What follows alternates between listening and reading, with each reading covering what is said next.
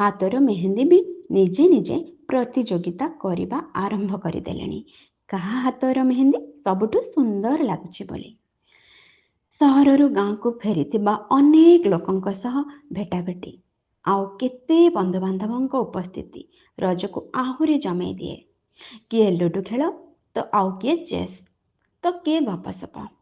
ପୁଣି ଏହି ରଜରେ ଗାଁ ଶେଷ ମୁଣ୍ଡରେ ସପ୍ତା ଠାକୁର ହୁଅନ୍ତି ଆଉ ରଜ 7 ଦିନ ଧରି ପୂଜା ଅର୍ଚ୍ଚନା ଚାଲେ। ଭାଗବତ ପାଠ ହେବ, ତା ସହ ନୀତି ମାନେ ପାଳି ଦିଆଯାଏ।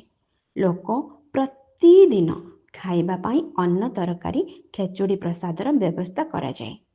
ଆଉ ସବୁଠୁ ମଜା କଥା ହେଲା ସମସ୍ତେ ସପ୍ତା ପାଖେ ଧାଡ଼ି ହୋଇ ବସି ଖାଇବାର ମଜା ଖୁବ୍ ନିଆରା।